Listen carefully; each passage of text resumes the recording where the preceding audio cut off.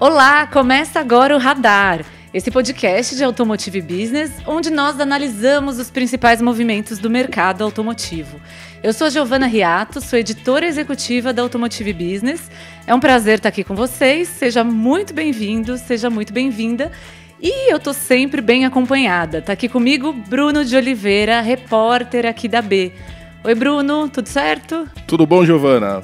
Tudo bem aos ouvintes que agora nos acompanham pela internet? Muito bem.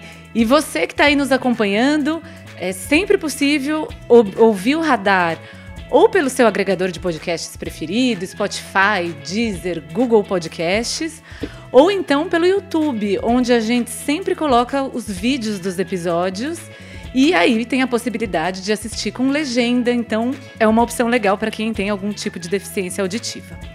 Bom, puxa sua cadeira, senta aqui para conversar. O tema hoje é o novo papel do Salão do Automóvel, ou melhor, o papel do São Paulo Motor Experience.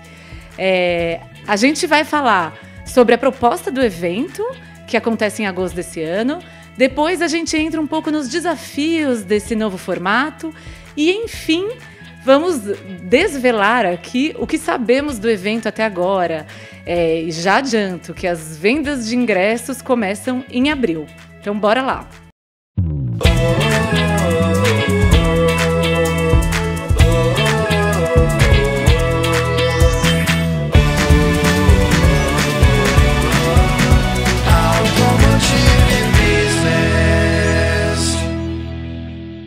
Muito bem, o Salão do Automóvel mudou, trocou de roupa, mudou de nome, né, Bruno?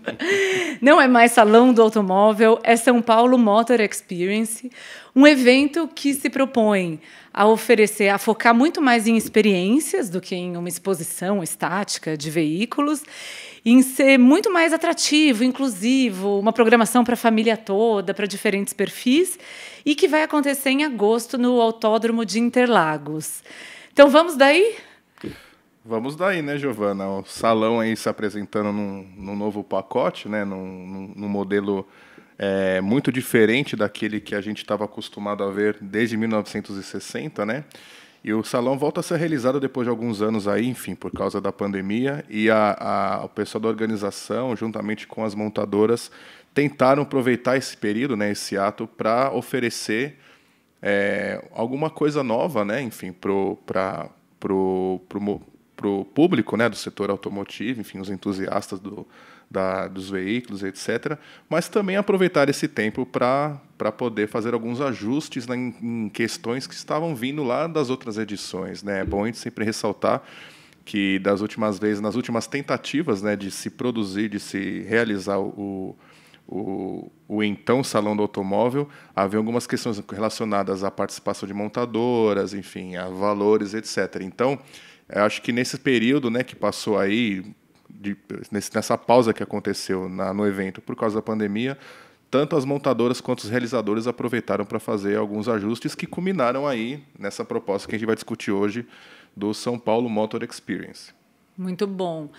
E foi curioso que, apesar de ter sido um evento bem sucedido e tudo mais, depois que ele aconteceu, na edição seguinte, que aconteceria em 2020, antes mesmo da pandemia colocar água no chope de qualquer evento, né, teve essa questão das empresas questionarem o modelo do salão, dizer que era um investimento muito alto, que já não era coerente com a proposta que as montadoras têm cada vez mais de não somos montadoras, somos empresas de mobilidade, de tecnologia automotiva e tudo mais. E aí o evento entrou em xeque antes mesmo da pandemia, ele foi cancelado em 2020, ficou para acontecer em 2021, obviamente não aconteceu, né? O contexto todo nem permitiu essa discussão, a evolução de tudo isso.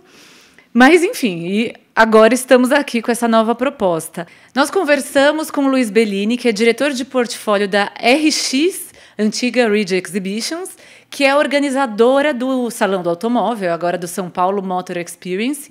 E ele contou um pouco de como foi a experiência, qual foi o pensamento para construir essa nova proposta de evento.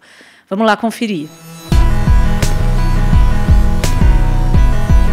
Olha, Giovanni, eu podia ficar aqui uma hora falando sobre o evento, sobre esse novo, né, formato para o Salão do Automóvel, como você colocou, chamado São Paulo Motor Experience.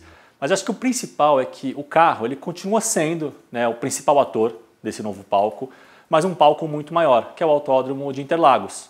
Então, para além das experiências automotivas que a gente preparou para o evento, né, as 5, dependendo de como for, até 6 pistas para test drive de diferentes modelos, on-road, off-road, drifting, arrancada e assim por diante, SUV, por exemplo, né, terão as atividades adicionais de experiência para família e diversão. Né? E essa é uma das novidades do evento que a gente não tinha como promover no modelo anterior. Né? Roda gigante, tirolesa, balão de voo cativo, em que você vai ver o evento inteiro a 60 metros de altura. Então, uma série de outras atividades que serão em formatos exclusivos e inéditos, na verdade, né, inéditos para esse público frequentador de um evento tradicional, mas que ganha uma nova cara. E a gente assumiu um compromisso com as marcas de não falar em nome delas, isso é um compromisso super transparente, e o modo como a gente conduz hoje a relação com as montadoras, com os expositores, é sempre muito transparente, e com jornalistas também. Tá? Mas o que eu posso te dizer é que nós já temos, dos 23 boxes disponíveis, né, confirmou já ontem, a gente tem 18 bloqueados, confirmados e ou com pedidos de reserva. Então a gente espera lotar o máximo, a gente vem conversando, tá, com 40 marcas entre automóveis e outras marcas do setor, mas a gente espera aí ter um evento como o evento anterior, que aproximadamente 40, 45 marcas participam. Então sim, todas as marcas, ou as mais importantes do universo dos automóveis, sistemistas e equipamentos e assim por diante. Então, um outro exemplo, a gente está fechando com uma marca de pneu um patrocínio de uma ação super exclusiva. Tá? Então, aí é para dar um gostinho de o que está acontecendo, e as últimas semanas têm sido bem agitadas, né? Vocês estão acompanhando na mídia as repercussões e todas muito positivas em relação ao evento. Então, a gente vê esse posicionamento da RX, né, com o evento e tudo mais, mas acho que tem duas questões mega importantes. Né? A primeira é se esse novo evento, São Paulo Motor Experience, vai preencher esse vazio deixado pelo salão, porque as críticas podem vir de todos os lados, mas o consumidor estava feliz com aquele modelo. Né? O consumidor, na última edição do salão, participou, fez uma avaliação muito positiva do evento, e, enfim. Então, tem esse aspecto. E o segundo aspecto, se esse modelo vai convergir, de fato, com esse novo posicionamento das montadoras, né? De serem empresas de mobilidade, de trazer uma nova proposta. O que você tem a acrescentar aí, Bruno, desse aspecto? Bom, eu acho que, ainda que a organização do evento e as montadoras tenham aí definido um novo pacote, digamos assim, uma nova cara para esse evento, a gente não pode desvincular, né, o São Paulo Motor Experience do legado que teve, né, o que ofereceu o Salão do Automóvel, né, que é um evento que, como eu disse no começo, né, que ele historicamente atrai muitos entusiastas do setor automotivo, etc., e também ele servia como uma espécie de vitrine para não só apenas para os produtos das montadoras, né, os lançamentos e tal, mas também para estreitar relacionamento, enfim, e todas aquelas questões que envolvem construção de marca, como elas costumam dizer. Esse legado, né, esse pacote, ele não está desvinculado dessa nova proposta, né? Por quê? Porque, enfim, é um evento que ele ainda segue com esse propósito que é exposição de produto e relacionamento com o consumidor, né?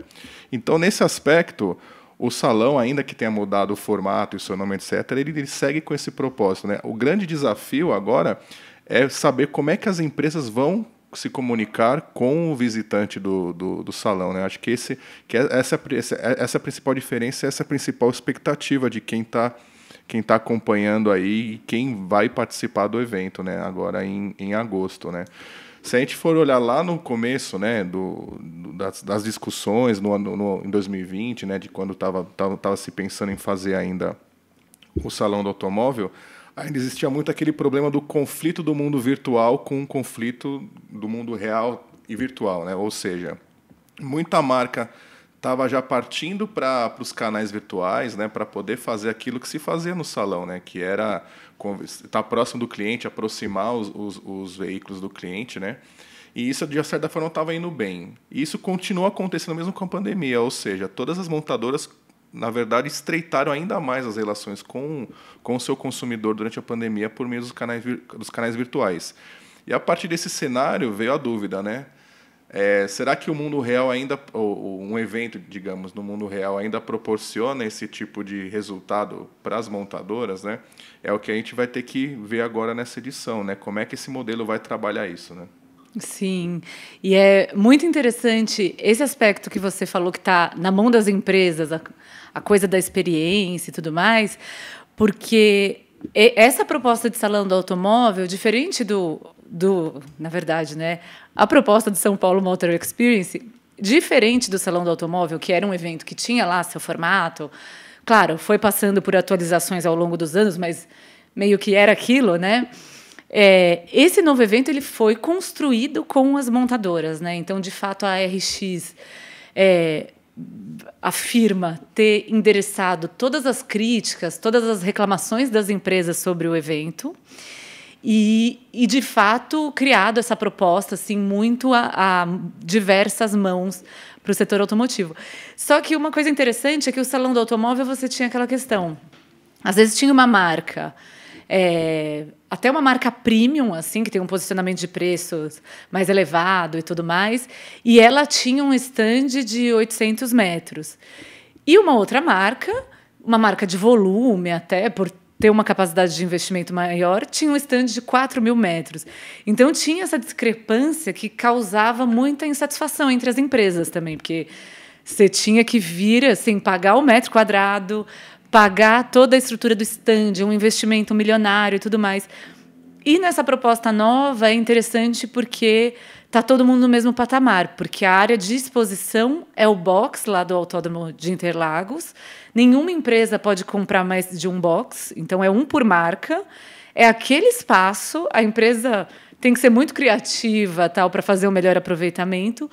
E o incentivo da organização chega, são 3 pacotes que eles estão vendendo para os expositores, né? Então, uma coisa meio PMG dos pacotes de exposição.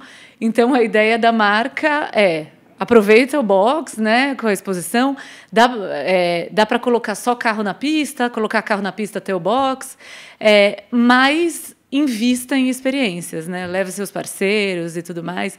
Então, vai ser interessante ver como as empresas vão se sair nesse contexto. Sem dúvida, né? Quando a gente percebe que o esquema que eles estão fazendo não leva em consideração o poder de investimento, ou seja, eles estão igualando as montadoras em termos de espaço e eventualmente alcance. Eu queria ver, né? Na verdade, eu quero ver onde é que eles vão se diferenciar para poder, enfim, chamar a atenção do consumidor, né? O que é que você acha que eles devem fazer, Giovana? Assim, qual ponto que eles devem atacar, por exemplo?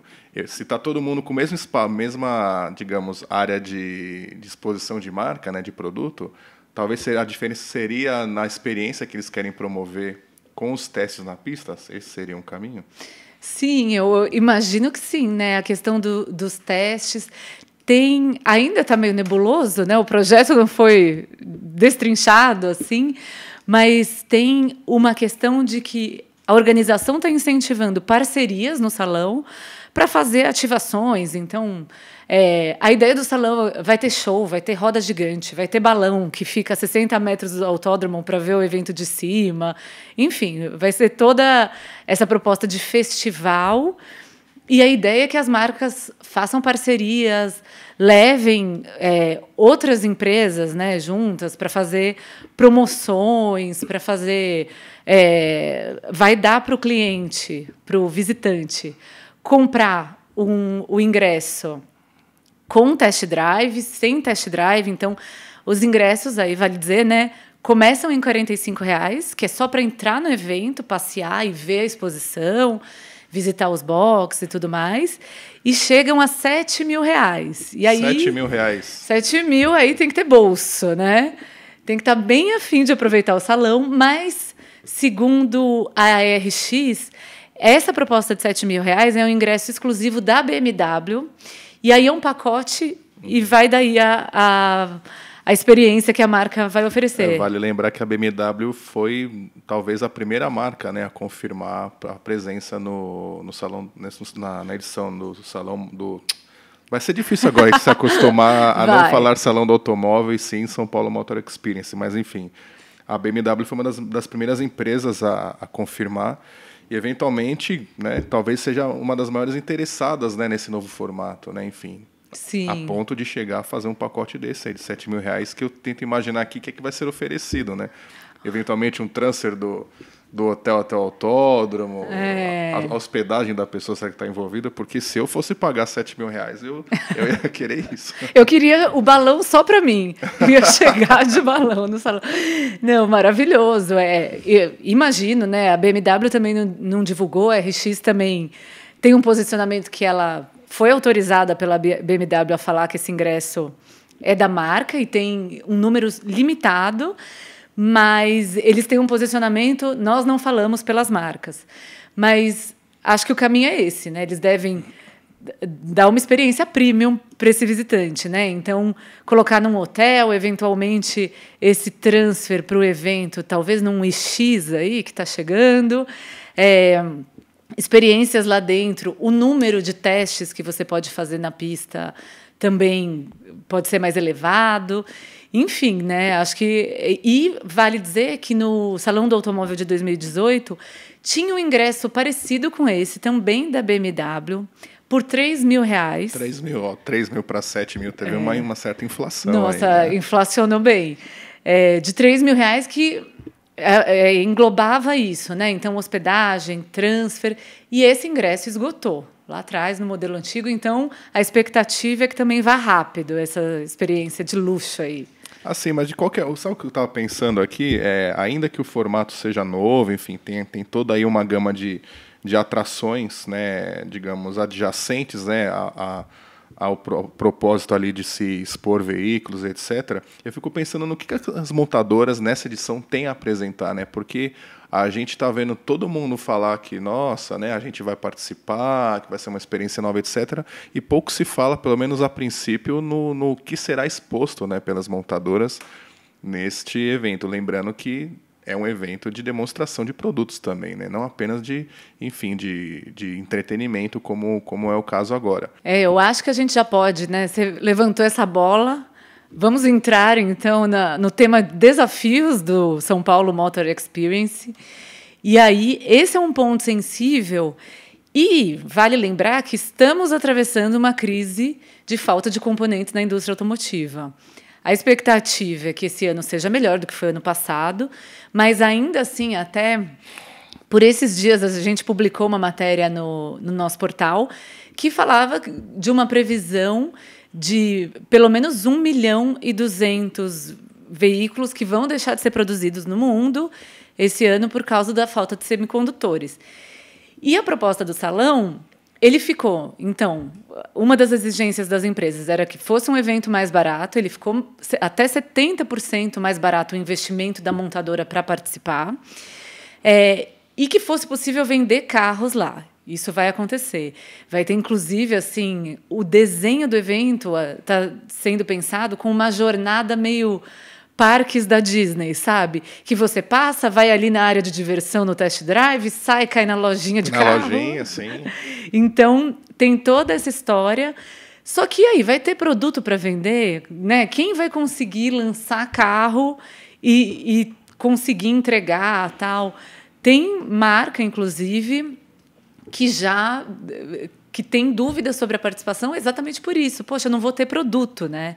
Eu não vou conseguir estar preparado. Então, esse é um desafio grande do São Paulo Motor Experience. Sem dúvida, né? Se a gente considerar, como você falou, as dificuldades que a indústria está enfrentando para, enfim, produzir veículos, abastecer o setor de distribuição, talvez seja um desafio também levar esse braço de vendas lá para Interlagos. O que, na verdade, assim, tecnicamente não seria tão difícil, né? Enfim, o que se pode fazer lá, o que a Volkswagen, por exemplo, estava fazendo um tempo atrás com aquela espécie de concessionária virtual deles, né? Enfim, o cara chegava em determinado potencial cliente com um óculos de realidade virtual, o cliente vestia esse óculos, enfim, via ali virtualmente como é que era o veículo por dentro e tal. E se ele tivesse interesse, fechava a compra ali, acessando o tablet do representante da concessionária da montadora, que é o que deve acontecer lá de alguma forma.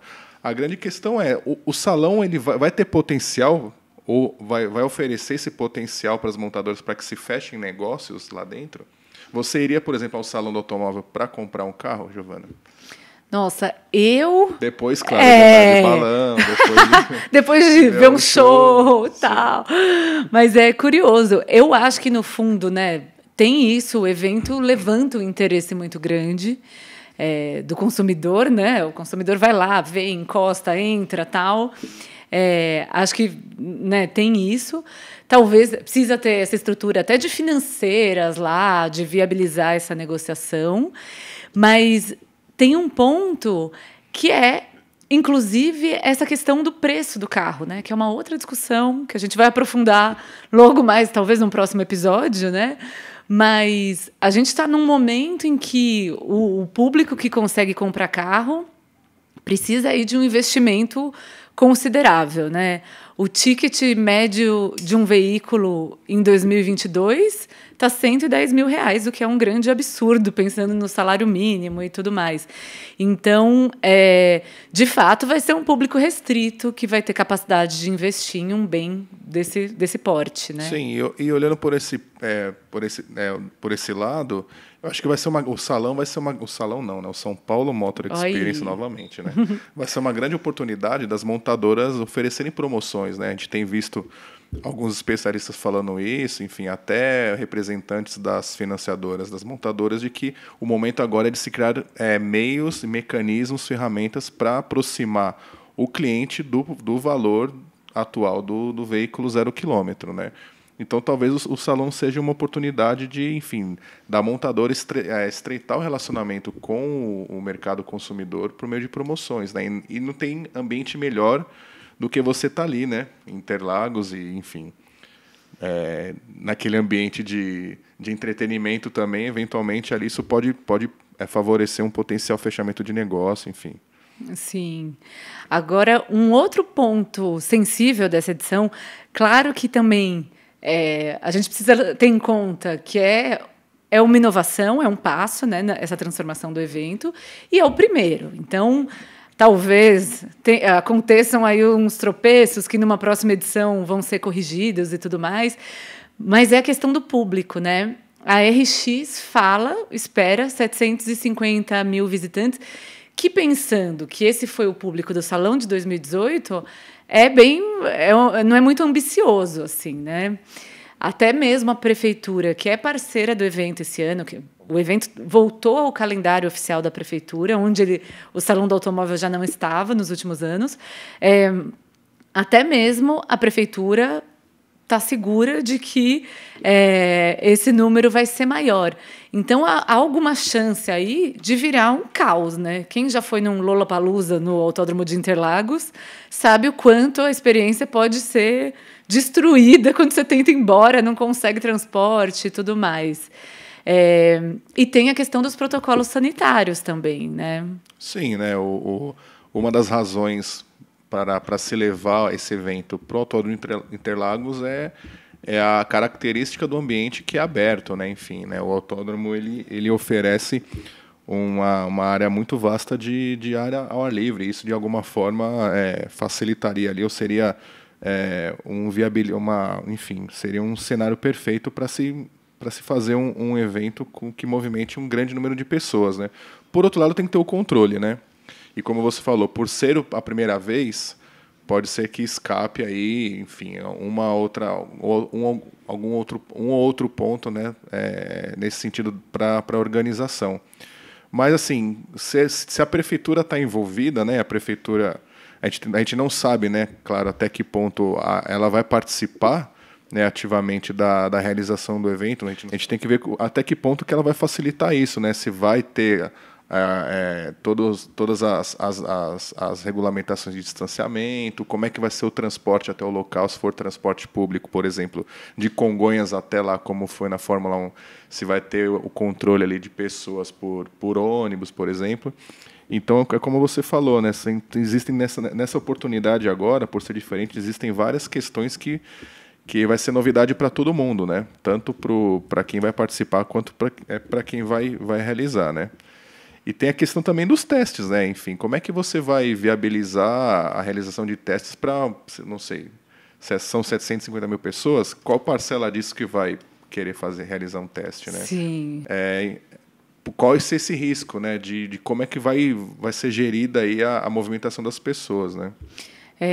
Inicialmente, falaram de uma proporção de 100 mil experiências no evento. Então, que inclui o balão, que eu tanto quero experimentar, e também os testes, né? De alguma forma, são milhares de testes. Então, um número que tem se falado em torno de 60 mil. É muita coisa, né? E a organização disso vai ser feita digitalmente, então o cliente que tiver um ingresso que inclui teste vai poder reservar, ou então ele pode comprar lá o teste, ou ele pode ser agraciado por um sorteio, alguma ação das marcas, né, nessa questão das experiências. Então, as marcas vão fazer promoções, oferecer testes, tal, mas é muita coisa, é uma logística assim insana para realizar um evento como esse. Sim, sem contar a própria exigência de vacina, né? Enfim.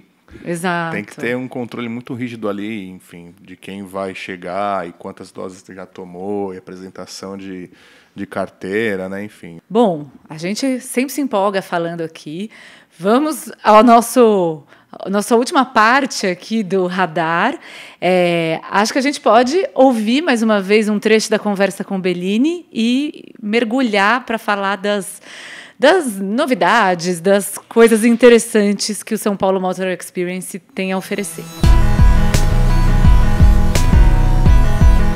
Como você sabe, os salões de automóvel pelo mundo passaram por um processo de mudança muito grande. E a gente sabia que isso chegaria no Brasil em algum momento. Tá? E chegou. Em 2020 já ficou bastante difícil. E para voltar a acontecer, para voltar a pensar, a gente precisava disruptar o modelo. Porque a gente entendeu que esse modelo tinha chegado no seu limite. E no Brasil aconteceria o que aconteceu na Alemanha, nos Estados Unidos e assim por diante. O novo modelo, ele entrega 3 principais demandas das montadoras, que são os donos da festa, na verdade. Redução de custo, em geral, tá? Principalmente custo de montagem e ativação. Possibilidade para experiência automotiva, e quando a gente fala em experiência automotiva é realização de test drive. Então a gente cresce em número e qualidade, possibilidades para essa experiência automotiva. E por último, e tão importante quanto as outras duas, a possibilidade de venda de carro. Então o visitante ele vai para o evento e 65% dos visitantes, esse número é da última edição, e a gente imagina que isso possa até aumentar pela experiência que a gente está disponibilizando para o visitante, mas 65% vão ao salão, e agora ao São Paulo Motor Experience, com a intenção de compra do carro. E aí no São Paulo Motor Experience, esse visitante ele vai conseguir testar o carro e confirmar a intenção de compra dele. Ou seja, o terceiro ponto mais importante é possibilitar a venda do carro. E aí a gente atendeu as 3 principais demandas das montadoras.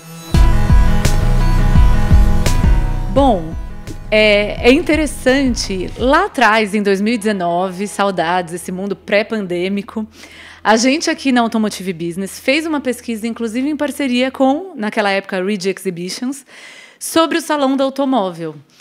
E é interessante porque a gente pesquisou tanto as montadoras quanto o público do salão. E naquela época a gente percebeu que o público ainda avaliava muito bem o Salão do Automóvel e tinha uma questão, as pessoas consideravam o evento um mundo dos sonhos. Então, acho que essa proposta é potencializada, talvez, tende a ser potencializada no São Paulo Motor Experience. E as pessoas falavam muito de experiência, né? Que elas queriam ter mais experiência de test drive no evento, que elas queriam até experiências de entender melhor a produção de um carro, a concepção de um carro, como que é o desenho, como esse processo até industrial.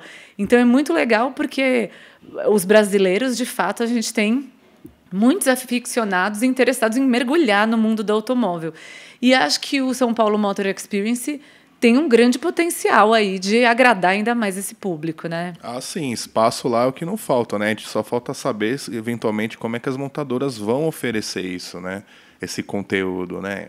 Enfim, né? Vai ter o espaço dos boxes para poder exibir os veículos e, eventualmente, ali um telão, alguma coisa assim, não sei. Acho que é uma coisa interessante de se explorar considerando os dados da pesquisa, né? Enfim, não são como eu posso dizer, não são aspirações, né, poucas, né, do consumidor com relação a querer saber, se aprofundar mais a respeito do universo das montadoras, enfim, do setor automotivo, né? Uma outra coisa, Giovana, que eu queria conversar com você é a respeito ainda desse formato da feira, né? Seria este salão a última tentativa de se manter esse formato de feiras, porque nos últimos anos a gente viu muitas montadoras, muitas empresas apostando em modelos próprios, né? A gente pode pegar a Volvo com aquele Ocean Race que eles promovem. A própria BMW tem algumas ações de internet, TikTok e tal. Será que essa é a última cartada, né, assim, das empresas apostarem nesse modelo, entre aspas, de feira para poder se relacionar com os clientes? Não é o que a gente tem visto na Europa, né? Excelente pergunta, porque a gente tem visto, de fato, essa crise de identidade do Salão do Automóvel não foi só brasileira, né? A gente vê todos os salões globais se movimentando. No ano passado, o antigo Salão de Frankfurt, né, virou o IAA Mobility, se mudou para Munique justamente por causa de uma proposta de apoio da cidade, né? Então, isso é uma tendência também global. As cidades abraçarem esses eventos e apoiarem. Então, esse movimento que a gente vê acontecer agora aqui. Mas até há uma série de questões, né? O IAA Mobility, ele era espalhado pela cidade, né? Então tinha o pavilhão, mas tinha experiências pela cidade. No fim, aparentemente, esse é um modelo que não funcionou tão bem, porque as empresas tiveram que investir muito. Então, essa questão do investimento, que é sensível para as fabricantes de veículos, continuou. E o evento ficou disperso, né? Fica aquela coisa. Também o visitante nem sempre ele quer mergulhar em um só lugar. Então, eu acho que ao redor do mundo está todo mundo testando modelos, né? Os grandes eventos voltados para o setor automotivo, para a mobilidade, estão experimentando. E aqui a gente vai ter essa experiência que é interessante porque é o único salão do mundo que acontece numa pista tão importante, né, para a Fórmula 1, tão icônica, simbólica, e além, se a gente tirar todos os produtos, se não tiver nada exposto, não tiver nenhuma experiência no salão, eu acho que é o sonho de muita gente, né, dá para chutar, visitar lá os boxes do Autódromo de Interlagos, dirigir na pista do autódromo. Poxa, é de fato uma oportunidade interessante para o público, né? Ah, sem dúvida. E o próprio autódromo está muito ligado a tudo aquilo que envolve automóvel no país, né? Enfim, considerando aí tudo aquilo que foi proporcionado pela Fórmula 1 nas últimas décadas, né? Porque, enfim, o Grande Prêmio aqui de São Paulo é um dos mais tradicionais do circuito. Então, com certeza, os organizadores estão aproveitando todo esse apelo que tem para poder, assim, na minha opinião, dar esse último fôlego, digamos assim, para um modelo que já foi muito explorado, né? Que é esse modelo de feira, né? Exatamente. E vale dizer, né? Eu acho que essa última cartada é aposta.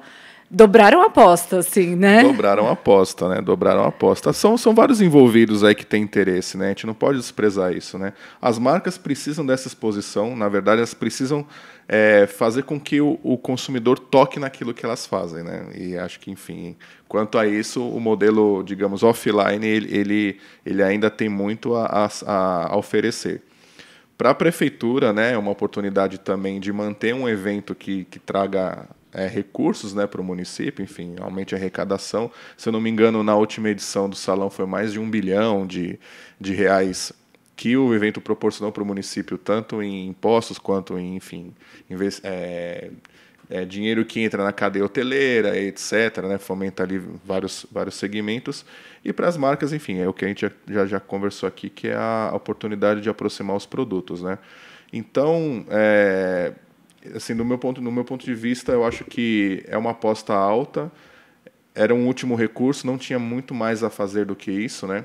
Que é tirar de um espaço fechado para um espaço maior, agregar mais elementos que possam atrair, né, o visitante, que não seja apenas a oportunidade de ver um veículo de perto. Perfeito. A gente vai acompanhar muito de perto esse Salão do Automóvel. Vale dizer, né, a gente está com o tempo estourado, mas aí a gente não pode deixar essa pauta de lado, que é a questão da diversidade no Salão do Automóvel, que já foi alvo de muita discussão, muita crítica, muita conversa, inclusive a gente aqui na Automotive Business, que tem um projeto grande de diversidade nessa indústria, acompanha muito de perto, e não tinha, segundo a RX, nas 2 últimas edições, e principalmente na última, em 2018, as expositoras foram muito estimuladas a não fazer uso de recursos antigos e desgastados, do tipo mulher bonita com um decote até o umbigo do lado do carro, sabe? E terem um posicionamento mais acolhedor, inclusivo, né? Tanto que a gente teve a Fiat selecionou um time de recepcionistas que tinha pessoas com deficiência, muitas pessoas negras, pessoas com vitiligo. Então, foi muito legal, né? Já deu uma outra cara.